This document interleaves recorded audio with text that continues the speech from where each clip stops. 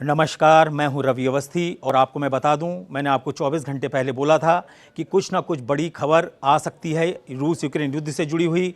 और इसके जो ट्रैप में बुरी तरीके से फंस रहा है वो यूक्रेन तो फंस चुका है, अब उसमें ट्रंप, उसमें नाटो चीफ मार्क रूटे, फ्रांस के राष्ट्रपति एम्यूल मैक्रो और ब्रिटेन के पीएम कीर स्टॉमर ये बुरी तरीके से फंसते नजर आ रहे हैं, क्योंकि इन्होंने जो एक अपना गुट बनाया था उसको एक एक करके ना ध्वस्त करते चले जा रहे हैं पुतिन। आप देखिए, हमने यहाँ लाइन में क्या लिखा है कि 66 परमाणु पनडुब्बियों से पुतिन ने पलटा युद्ध और एलन मस्क ने बंद किया यूक्रेन का सैटेलाइट।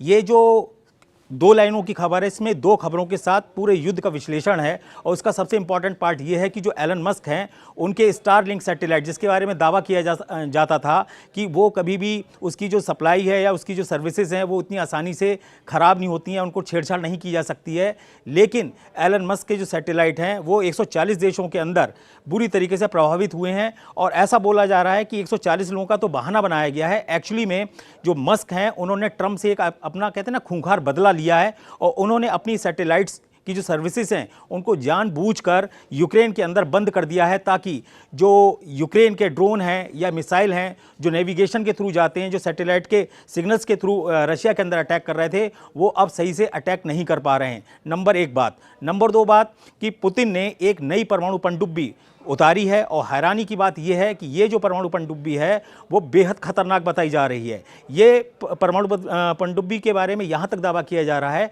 कि इसके अंदर रशिया ने अपनी सबसे घातक आईसीबीएम, एक उनकी है बुलावा मिसाइल उसको बोलते हैं, वो उस एक पनडुब्बी के अंदर ऐसी 16 बुलावा आईसीबीएम मिसाइलें आएंगी जो किसी भी देश को तबाह करने के लिए काफ़ी हैं। ऐसी एक पनडुब्बी उन्होंने जंग के मैदान में उतार दी है और ऐसी 2 पनडुब्बियां अगले 2 से 3 महीने के अंदर उनका ऐसा दावा है कि वो सर्विसेज में आ जाएंगी। यहाँ पुतिन ने बहुत ही क्लियर एक मैसेज दिया है ट्रंप को कि आप अगर सोच रहे हो कि आपने 50 दिन का जो मुझे अल्टीमेटम दिया था कि आप या तो युद्ध रोको या परिणाम भुगतो, तो आप याद रखिए कि पुतिन जो है वो इन 50 दिनों के अंदर पूरी दुनिया को दिखा रहे हैं, ट्रंप को दिखा रहे हैं कि आप मुझे अल्टीमेटम दे रहे हैं और मैं एक बहुत बड़ी जंग की तैयारी कर रहा हूं।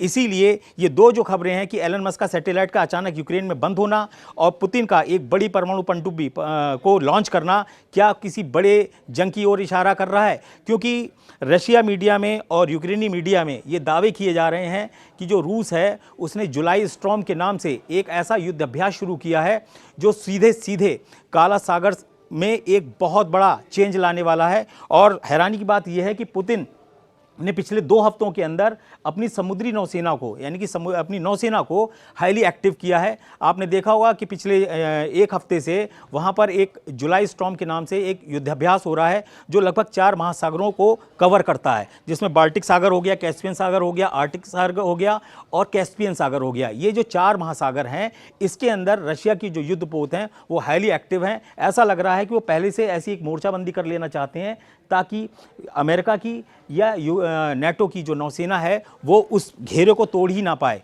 आपको बता दें कि रशिया इसलिए बहुत ही ज़्यादा कॉन्फिडेंट है क्योंकि दुनिया की जो तीसरी सबसे बड़ी नौसेना है वो रशिया की है। नंबर 2 पर अमेरिका आता है, लेकिन नंबर 1 पर जो आता है वो चीन है, जो पुतिन का कट्टर समर्थक है और हर हाल में हर तरीके के हथियार देने के लिए हमेशा तैयार रहता है। सामने से भले ही ना बोले, लेकिन उसकी अंदर खानी जो तैयारियां हैं वो ऐसी हैं जो ट्रंप को और नाटो को बहुत ज़्यादा परेशान कर रही हैं। यहाँ 3 और 4 पॉइंट्स को इस तरीके से समझ लीजिए कि आखिर युद्ध का जो स्वरूप है वो कैसे बदल रहा है। नंबर 1 बात, जो पुतिन है उनका जो जुलाई स्टॉर्म है वो पूरी स्पीड के साथ आगे आ गया है। 150 से ज़्यादा युद्धपोत समंदर के अंदर गश्त कर रहे हैं। परमाणु पनडुब्बी मैंने आपको अभी बताया ही है कि किस तरीके से बुलावा मिसाइल उसके ऊपर जो है लॉन्च की जाएगी। उसी से जो आईसीबीएम है, जो इसको बोलते हैं ना इंटरनेशनल कॉन्टिनेंटल बैलिस्टिक मिसाइल, ये एक ऐसी मिसाइल है जो अंतर महाद्वीपीय यानी कि एक महाद्वीप से दूसरे महाद्वीप के ऊपर सीधा अटैक करेगी। और इस मिसाइल की खासियत ये है कि इसको डिच करना, इसको पकड़ना इतना आसान नहीं है। तीसरी इंपॉर्टेंट बात यह है कि पुतिन इस जो कहते हैं समुद्री युद्ध की तैयारियां मार्च के महीने से कर रहे थे। मार्च के महीने में रशिया ने और पुतिन ने एक लॉन्च की थी मिसाइल, उसका नाम था पर्म एक ऐसी मिसाइल परमाणु पनडुब्बी है जिसके ऊपर जिरकॉन मिसाइलों को तैनात किया गया है। जिरकॉन जो है वो एक क्रूज मिसाइल है जो किसी भी तरीके से कहते हैं ना तबाही मचाने के लिए बेचैन है। यहाँ पे 2-3 पॉइंट आपको बता दें कि आखिर ट्रंप ने ऐसे क्या सोचकर 50 दिन का अल्टीमेटम ट्रंप को दिया, पुतिन को दिया, और पुतिन उस 50 दिन के अल्टीमेटम को किस तरीके से अपने कहते हैं ना अपने मोर्चे को मजबूत करने में डटे हुए हैं। नंबर एक बात आपको पता है, पिछले 3 से 4 दिन के अंदर यूक्रेन में बहुत बड़े इलाके पर जो रशिया है वो कब्जा कर चुका है। 4 प्रांत आपको पता ही है, वो उस पर ऑलरेडी उसका कंट्रोल है। और जो सबसे लेटेस्ट था वो यूक्रेन का प्रकोव्स्क इलाका था, जिसको पूरी तरीके से कंट्रोल करने का या कब्जा करने का दावा रशिया की तरफ से 2 दिन पहले किया जा चुका है। भले ही यूक्रेन दावा करे कि नहीं ऐसा नहीं है, ये गलत बोला जा रहा है, लेकिन ये सत्य है कि जो रूस है उसकी पूर्वी यूक्रेन के अंदर ज़बरदस्त धाकड़ पकड़ हो चुकी है। आज के हालात ये हैं कि जो पुतिन है वो किसी भी कीमत पर युद्ध विराम के लिए कहते हैं ना इच्छुक ही नहीं है, इंटरेस्ट ही नहीं रह गया है। इस्तांबुल में बैठकें हो रही हैं बड़े बड़े अधिकारियों की, कमांडरों की, यूक्रेन के भी लोग हैं, उसमें रशिया के भी लोग हैं, लेकिन हैरानी की बात है कोई उसके ऊपर टस से मस नहीं हो रहा रशिया की तरफ से। और रशिया ने बहुत क्लियर कट बोला है कि अगर आप सोच रहे हो कि सीज़ फायर पर वार्ता से कोई बहुत बड़ा चमत्कार निकल आएगा, तो ऐसा कोई भी चमत्कार अभी निकलने वाला नहीं है। Number 1 point. दूसरा बड़ा इंपॉर्टेंट है कि पुतिन ने अपने जो उनके सपोर्टर्स हैं ना उनको बहुत एक्टिव किया है, जिसमें है चीन, ईरान और उत्तर कोरिया। उत्तर कोरिया में अभी आपने देखा होगा कि वहाँ के supreme leader Kim Jong Un से रूस के विदेश मंत्री सरगेई लावरोव की एक बहुत ज़बरदस्त मीटिंग हुई, और उस मीटिंग का जो फुटेज बनाया गया वो ऐसे बनाया गया जैसे कोई हम जेम्स बॉन्ड की फिल्म देख रहे हों। एक हवाई जहाज़ से दिखाया जा रहा है कि एक झील है, एक बहुत बड़ी झील है जिसके अंदर एक बहुत ही हाई क्लास स्पीड बोट या कहना चाहिए एडवांस बोट जो है उसके अंदर किम बैठे हुए हैं, और सरगेई लावरोव जो हैं वो एक काली गाड़ियों के काफिले के साथ आते हैं और फिर बहुत अच्छे तरीके से हाथ मिलाते हैं। एक एक फ्रेम को ऐसे बनाया गया जैसे कि कोई बहुत बड़ी चीज़, बहुत बड़ी खतरनाक मीटिंग हो रही है। और उस मीटिंग में दिखाया गया है कि लावरोव और जो किम जोंग उन है वो उसी स्पीड बोट के अंदर या कहना चाहिए एडवांस बोट के अंदर एक मीटिंग कर रहे हैं। उस मीटिंग के बाद वो हाथ हिलाते हैं, उसके बाद वो चले जाते हैं। फिर दूसरे फ्रेम में दिखाया जाता है कि वो नाव जो है वो पूरी रफ्तार के साथ किम जोंग उन को लेकर दूसरी तरफ निकल जाती है, और सरगेई लावरोव जो रूस के विदेश मंत्री हैं वो उसी काफिले के साथ, काले रंग की जो गाड़ियों का काफिला था उसी के साथ वापस दूसरी जगह पहुंच जाते हैं। ये जो फुटेज था इसको बहुत अच्छी तरीके से इंटरनेशनल मीडिया में एनालाइज किया गया कि आखिर इसका मतलब क्या था। उसका मतलब बहुत क्लियर था। किम जोंग उन ने अभी 3 दिन पहले एक नया ऑर्डर निकाला है, और उन्होंने बोला है कि भले ही हमारा सीधा युद्ध नहीं हो रहा है, लेकिन अब हमको रियल वॉर के लिए तैयार रहना है। और उन्होंने सीधे आदेश दिए हैं कि हमारी पूरी सेना, उनकी जो तीनों अंग हैं सेना के, उसको पूरी तरीके से एक्टिव कर दो। खास तौर से उन्होंने अपनी परमाणु जो मिसाइलें हैं या परमाणु जो पनडुब्बियां जो उन्हें रशिया के हिसाब से मिलने को थीं, उसके ऊपर भी बहुत तेज़ी से विचार चल रहा है।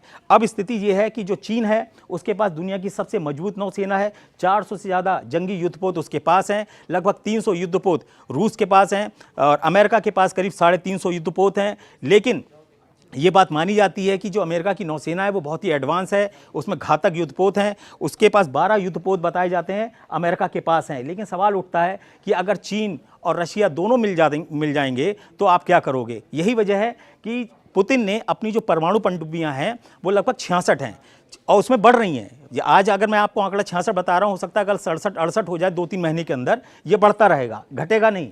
इसीलिए बोला जा रहा है कि जो पुतिन है उन्होंने परमाणु पनडुब्बियों पे पूरा फोकस कर दिया है। इसीलिए उन्होंने जुलाई स्टॉर्म के नाम से 3 तरफ से अटैक यूक्रेन पे किया है, और यही वजह है कि जो ज़मीनी हमले किए जा रहे हैं उसमें पुतिन ने बड़ा अलग तरीके का समीकरण पेश कर दिया है। उन्होंने क्या किया है कि पहले 500 या 1000 की टुकड़ी के सैनिक जाते थे यूक्रेन के अलग अलग इलाकों में कब्जा करते थे। अब उन्होंने उस तरीके को बदला है। अब उन्होंने कुछ ऐसी बाइक, कहने को तो बाइक हैं लेकिन उनमें 4 पहिए भी हैं और 2 पहिए वाली भी बाइक्स हैं, उसके अंदर वो 2-2 सैनिक या 3 या 4 की जो कॉम्बिनेशन उसको बना के अटैक कर रहे हैं और कब्जा कर रहे हैं।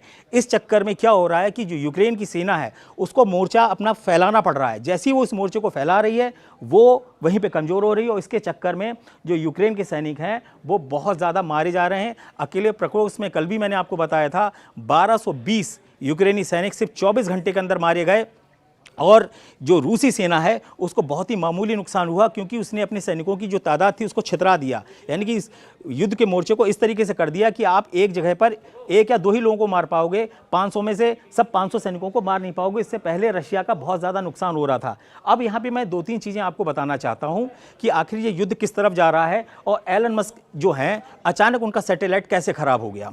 ऐसा दावा किया जा रहा है कि अगर ट्रंप बिजनेस माइंडेड हैं, बारूद और बिजनेस को लेके चल रहे हैं, तो मस्क भी जो है कहते हैं ना दूध का जला मट्ठा फूक फूक के पीता है। उस स्थिति में उन्होंने अपने सैटेलाइट की ताकत को दिखाया है कि भले ही तुम मुझे दरकिनार कर दो ट्रंप, लेकिन मैं अभी खिलाड़ी हूं, जंग के मैदान का खिलाड़ी हूं।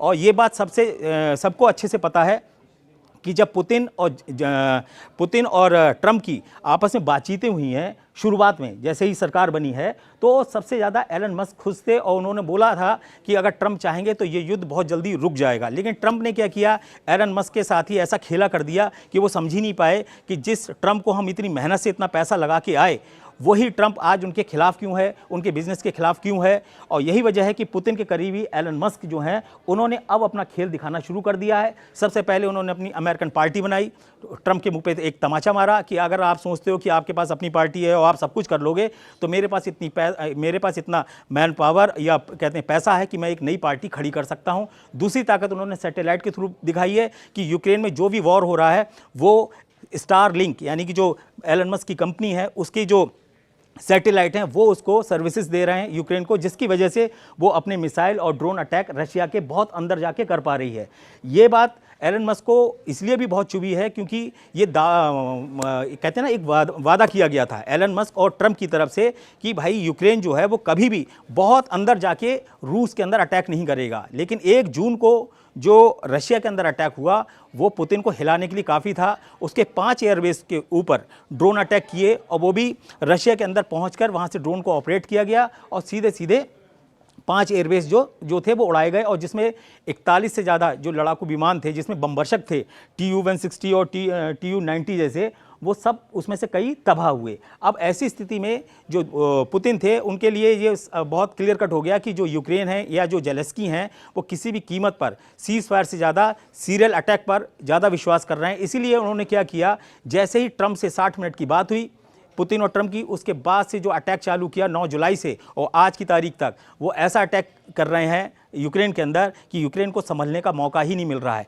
इसीलिए ट्रंप ने क्या किया कि जैसे ही उनको लगा मस्क ने क्या किया कि मस्क ने अपने सैटेलाइट की सर्विसेज को ही डाउन कर दिया और ऐसा कर दिया कि यूक्रेन को यही नहीं समझ में आ रहा है कि एग्जैक्टली किस डायरेक्शन में उसके ड्रोन जाएंगे, कैसे वो मिसाइल अटैक करेगा, कैसे अपने एयर डिफेंस को वो एक्टिव कर पाएगा। क्योंकि अगर आपके पास सैटेलाइट की पावर ही नहीं होगी और आपका नेविगेशन ही गड़बड़ा जाएगा तो आप युद्ध करोगे कैसे। और दिक्कत ये है कि यूक्रेन के पास स्टारलिंक, मस्क की स्टारलिंक का कोई भी विकल्प अभी तक नहीं है।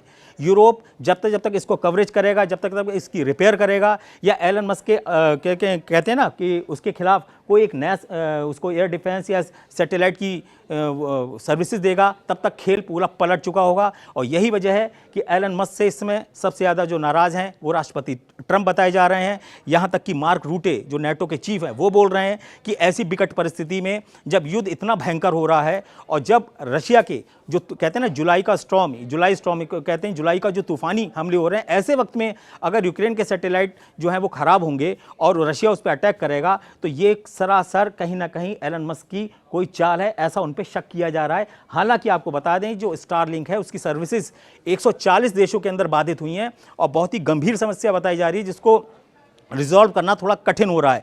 तो इसमें जो बातें की जा रही हैं वो ये की जा रही हैं कि पुतिन के इशारे पे इस पूरा खेल हुआ है। एक तरफ जो ट्रंप हैं वो घेरने की कोशिश कर रहे हैं पुतिन को और पुतिन उन्हीं के खिलाफ, पुतिन क्या कर रहे हैं, ट्रंप के ही खिलाड़ियों को उनके खिलाफ कर रहे हैं। तो उनके लिए सबसे बड़ा जो जैकपॉट लगा है पुतिन के लिए वो लगे हैं एलन मस्क। वो पूरी तरीके से फूके बैठे हुए हैं। वो ट्रंप को कहते हैं ट्रंप को अगर नापसंद करने वाला अमेरिका में कोई सबसे बड़ा चेहरा होगा तो वो एलन मस्क होंगे। एलन मस्क उस कहते हैं ना एक टैक्स बिल आया था बिग ब्यूटीफुल टैक्स करके, जो ट्रंप ने उनके ऊपर एक कहते हैं ना हथौड़ा मारा था मस्क के इरादों पर और उनके जो मिशन पर। उसके बाद से जो एलन मस्क हैं वो पूरी तरीके से आर पार के मूड में आ गए हैं। यानी कि स्थिति ये हो गई है कि जंग का जो मैदान है वो बुरी तरीके से फैलता चला जा रहा है। सिर्फ चेहरा हमारे और आपके सामने यूक्रेन युद्ध है, लेकिन युद्ध कई मोर्चों पे हो रहा है। इसीलिए आपको एक मैं डेटा बताता हूं जो बड़ा चौंकाने वाला है कि आखिर परमाणु युद्ध की इतनी ज़्यादा हाय तौबा क्यों मची है। क्यों फ्रांस बोल रहा है कि हम पूरे यूरोप को एक परमाणु छतरी देंगे, क्यों ब्रिटेन बोल रहा है कि हमारी जो वैनगार्ड मिसाइल है, परमाणु मिसाइल जो परमाणु पनडुब्बी है, वो अगर चाहे तो रशिया के समुंदर में घुसकर उसके कम से कम 40 शहरों को तबाह कर सकती है। ऐसा ब्रिटेन के रक्षा मंत्रालय का दावा है कि अगर हमें ज़रूरत पड़ी तो याद रखिएगा कि जो हमारी पनडुब्बी है, परमाणु पनडुब्बी है वैनगार्ड ब्रिटेन की, वो कम से कम 40 रशिया के शहरों को भस्म कर सकती है अपनी मिसाइलों से। लेकिन वहीं क्या बोलते हैं, वहीं पुतिन बोलते हैं कि अगर इस तरीके का ब्रिटेन कोई भी कदम उठाने की सोच रहा है या ऐसा कोई सपना पाले बैठा है, तो वो ये जान ले कि रशिया अकेले अपने दम पर 200 सेकंड के अंदर पूरा यूरोप को तबाह कर सकता है। ऐसा सर्गेई लावरोव बोल चुके हैं बहुत पहले ही, कम से कम 3 या 4 महीने पहले ही। यही वजह है कि मार्च के महीने में 2 ऐसी तारीखें हैं जिस दौरान पनडुब्बियां आमने सामने आई, ब्रिटेन की और रूस की। वो कैसे आई? 20 मार्च 2025 को वैनगार्ड परमाणु पनडुब्बी को ब्रिटेन ने लॉन्च किया और उसके ठीक 7 दिन बाद पुतिन ने 27 मार्च 2025 को अपनी परमाणु पनडुब्बी को लॉन्च किया, जिसको बताया जाता है वो इतनी घातक मिसाइल है। उसके अंदर कम से कम 5 या 6 तरीके की घातक मिसाइलें जो हैं वो हमेशा तैयार रहती हैं अटैक करने के लिए, जिसमें जिरकॉन जो है उनकी क्रूज मिसाइल वो सबसे ज़्यादा लोगों के सामने लाई गई है, जिसकी स्पीड ही 9 मैक से ज़्यादा की है। आप अंदाज़ा लगाइए कि परमाणु पनडुब्बी अगर गोता लगाएगी, लगाने के बाद जब वो जाएगी समुद्र में अंदर और किसी भी देश के बहुत पास आके अगर उस अटैक करेगी, अगर 9 मैक की स्पीड से वो जब जाएगी तो उसे रोकने के लिए एयर डिफेंस तो उतनी जल्दी रिएक्ट ही नहीं कर पाएगा जो उसकी स्पीड होगी। तीसरी इंपॉर्टेंट बात ये है कि ब्रिटेन ने एक दावा किया था कि उनकी जो वैनगार्ड परमाणु पनडुब्बी है वो अगर चाहे तो वो 200 दिन तक समंदर की तलहटी में रहकर अंदर ही अंदर अपना ऑपरेशन को अंजाम दे सकती है। यानी कि ब्रिटेन ये कहीं ना कहीं रशिया को समझा रहा है कि भले ही तुम्हारे पास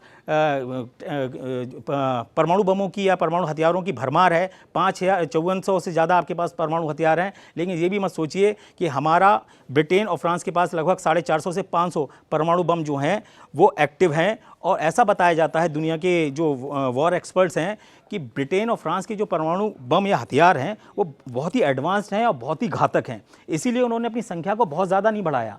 उन्होंने क्या किया, जो अपनी हथियार थे उनको इतना एडवांस और इतना एक्यूरेट और इतना घातक बनाया है कि वो 450-500 की जो संख्या है वही काफ़ी है। इसीलिए बार बार ब्रिटेन अपनी वैनगार्ड जो परमाणु पनडुब्बी है उसकी धमकी रूस को दे रहा है। तीसरी इंपॉर्टेंट बात आती है कि अब आने वाले वक्त में जो पुतिन है वो क्या करने वाले हैं और ट्रंप इसका मुकाबला कैसे करेंगे।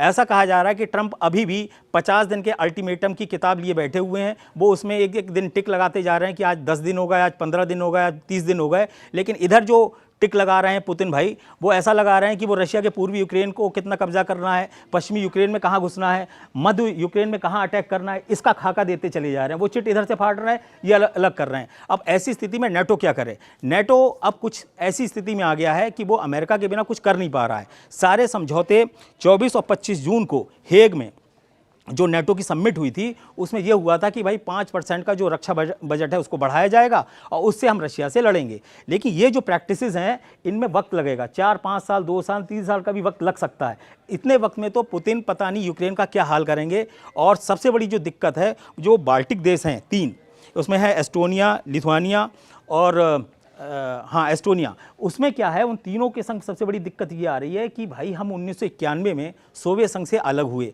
आज सोवियत संघ उनको अपने यहाँ कहते हैं ना घसीट रहा है। इसीलिए जो बाल्टिक देश हैं तीनों, वो इस बात से परेशान है कि हम करें तो करें क्या, क्योंकि जो रूस की नौसेना है वो पूरी तरीके से इन इलाकों में फैलती चली जा रही है। और आने वाले वक्त में ये 3 जो देश हैं यूक्रेन के अलावा, वो निश्चित रूप से बुरी तरीके से फंसने वाले हैं। इसीलिए हमने जो अभी पुतिन ने अपनी परमाणु पनडुब्बी का जो उद्घाटन किया और जिस पर झंडा फहराया, उसका मकसद ये था कि हम युद्ध के लिए समुद्र में उतर चुके हैं, हवा में हम पहले से मौजूद हैं, ज़मीन पे हमारी जो करिश्मा है वो पूरा यूक्रेन, पूरा वर्ल्ड देख रहा है। ऐसी स्थिति में अब तीसरी इंपॉर्टेंट चीज़ आती है कि आखिर अब ये लोग करेंगे क्या। सबसे इंपॉर्टेंट बात ये है कि रूस ने जो अपनी ओर्शेनिक मिसाइल लॉन्च की थी और उन्होंने क्या किया था, जो नीप्रो शहर था यूक्रेन का, उसके ऊपर एक अटैक किया था ओर्शेनिक मिसाइल से, जिसके बारे में यूक्रेनी सेना का दावा है कि उसकी स्पीड करीब 11 मैक है। उसके बारे में बताया जा रहा है कि रशिया ने क्या किया है कि दुनिया के तमाम तीखे सवालों से और तमाम आलोचनाओं से बचने के लिए एक ऐसी ओर्शेनिक मिसाइल को लॉन्च किया है जो धमाका परमाणु बम जैसा कर रही है, लेकिन वो परमाणु बम की श्रेणी में नहीं आती है, क्योंकि उसकी स्पीड ही अपने आप में एक परमाणु धमाका करने के लिए काफ़ी है। अब इंपॉर्टेंट ये चीज़ आ रही है कि जो 66 परमाणु पनडुब्बियाँ हैं, क्या उनको एक साथ लॉन्च किया जाता है या कैसे किया जाता है। ऐसा रशियन टीवी और रशियन मीडिया का दावा है कि ऑलरेडी 20 से 25 परमाणु पनडुब्बियाँ जो हैं वो अपने मिशन पर निकल चुकी हैं। वो सब की सब, कुछ जो पनडुब्बियाँ हैं उसके अंदर वो परमाणु हथियारों से लैस हैं, परमाणु मिसाइलों से लैस हैं। और सब लोग जानते हैं कि पुतिन जो हैं वो उनका जो कहते हैं ना फैसला वो बदलने वाला है नहीं।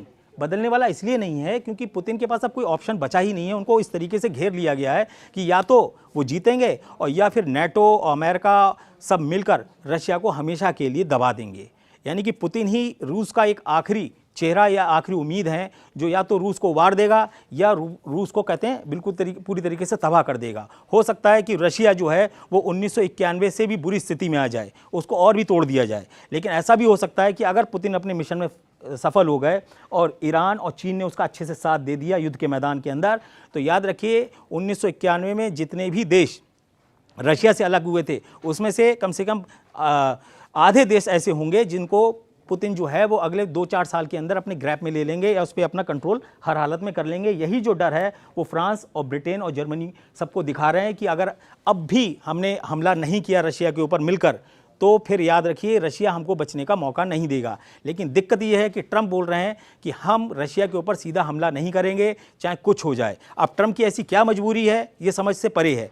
दावा यह किया जा रहा है कि ट्रंप नहीं चाहते कि उनके कार्यकाल में अमेरिका एक ऐसी तबाही का कहते हैं ना कारण बन जाए जो अमेरिका के लिए हमेशा एक बदनुमा दाग भी लग जाए और अमेरिका को कहते हैं ना सुपर पावर का जो तमगा है वो छीन ले। क्योंकि अभी तक क्या है, ट्रंप की एक तरीके से मुट्ठी बंद है। लोगों को पता नहीं है कि अमेरिका किस ताकत से लड़ रहा है, कैसे लड़ रहा है और कहाँ तक लड़ेगा और वो कितने बड़े बड़े डिसीजन ले सकता है। अगर उन्होंने रशिया के साथ सीधा युद्ध किया अमेरिका ने, तो आप ये मान के चलिए कि सीधे सीधे अमेरिका जो है वो हमले की जद में आ जाएगा रशिया के। और रशिया जरा भी कहते हैं ना संकोच नहीं करेगा कि वो वॉशिंगटन और कहते हैं न्यूयॉर्क तक अपनी मिसाइलों को दाग दे। अगर ऐसी कंडीशन होगी तो ये अमेरिकी इतिहास का एक काला दिन बताया जाएगा और ये अमेरिकी कहते हैं ना फ्यूचर का एक बहुत बड़ा ड्रॉबैक हो जाएगा अगर रशिया उस पर अटैक कर देता है। और ऐसी स्थिति में क्या होगा, जो सुपर पावर का तमगा अभी अमेरिका अपने ऊपर ओढ़े हुए है वो भी छिन्न भिन्न हो जाएगा। और पुतिन इस चीज़ में पूरी ताकत के साथ लगे हुए हैं। पुतिन ने क्या बोला है? पुतिन ने बोला है कि याद रखिए इस पृथ्वी को आप देखिए कितनी खूबसूरत पृथ्वी है, अगर इस पृथ्वी पे से अगर आप सोचो कि रूस हट जाए तो ये पृथ्वी कैसे लगेगी। यानी कि उनका कहने का मतलब ये था कि अगर इस पृथ्वी की कोई शोभा है, कोई स्टार है तो वो रूस है, अगर रूस है तो पृथ्वी है, अगर रूस नहीं है तो फिर इस पृथ्वी पे कोई नहीं है। इसीलिए डेड हैंड जो रशिया का है वो इसलिए बहुत ज़्यादा कहते हैं ना खौफ पैदा करता है नेटो को, अमेरिका को, यूरोपियन कंट्रीज़ को। अब ऐसी कंडीशन में जो अभी के आज के हालात हैं वो ये हैं कि जो रशिया है वो 1,61,000 वर्ग किलोमीटर से बड़ा इलाका यूक्रेन का कब्जा कर चुका है। ये आंकड़े आपको मैं 1 महीने पहले के बता रहा हूँ। अभी के जो लेटेस्ट हैं उसमें एक चीज़ और जुड़ के आई है, वो है कि 536 वर्ग किलोमीटर का इलाका जो है वो जून के महीने में यानी कि 30 जो जून के 30 दिन थे उसके अंदर ही कब्जा कर लिया था। तो उसको भी हम उसके अंदर ऐड कर सकते हैं। लेकिन ये जो आंकड़े हैं ये मैप के आंकड़े हैं और ये ज़मीनी आंकड़े हैं। लेकिन हकीकत में जो वॉर एक्सपर्ट हैं उनका कहना है कि हकीकत में यूक्रेन का जो 50% इलाका है उसके ऊपर रशिया की जो फोर्सेज हैं उनका बहुत अच्छी पकड़ हो गई है। और वहाँ पर जो रूसी भाषा बोलने वाले कई जो इलाके हैं पूर्वी यूक्रेन में, वहाँ पर तो एक तरीके से पुतिन के समर्थन में वहाँ की आम जनता आ चुकी है। और इसका असर आप देख रहे हैं कि 2-3 जो घटनाक्रम हो रहे हैं वो बड़े हैरान करने वाले हैं। पहला ये है कि पुतिन के करीबी माने जाने वाले एलन मस्क का सैटेलाइट अचानक खराब हो रहा है, यूक्रेन के अंदर तबाही का एक कहते हैं ना एक नया दौर शुरू हो रहा है। दूसरा इंपॉर्टेंट ये है कि जेलेंस्की के खिलाफ यूक्रेन के ही लोग सड़क पर भ्रष्टाचार के खिलाफ नारेबाजी करते हुए उनका विरोध कर रहे हैं, क्योंकि उन्होंने 2 ऐसी कहते हैं ना एजेंसीज को बैन कर दी के पावर्स को बैन कर रहे हैं या कम कर रहे हैं जो भ्रष्टाचार के खिलाफ काम कर रही थी। आपको बता दें कि जब से युद्ध शुरू हुआ है और आज तक यूक्रेन के अंदर कम से कम 20 से 25 बड़े सैन्य घोटाले हुए हैं, जिसमें वहाँ के रक्षा मंत्री तक नप चुके हैं, वहाँ के रक्षा सचिव तक नप चुके हैं, उनको हटाया जा चुका है। वहाँ के जो कहते हैं ना चीफ ऑफ स्टाफ उनको भी 3 बार बदला जा चुका है। अभी जो अलेक्जेंडर सिरेस्की हैं उनके बारे में जरूर ये दावा किया जाता है कि वो चट्टान की तरह जेलेंस्की के साथ खड़े हैं। लेकिन हकीकत ये है कि यूक्रेन जो है वो एक सैन्य घोटाले का एक बहुत बड़ा अड्डा साबित हुआ है। और यही वजह है कि अमेरिका से हथियार चल रहे हैं वो यूक्रेन तक पहुंच नहीं रहे हैं, उनका शिपमेंट रास्ते से गायब हो रहा है।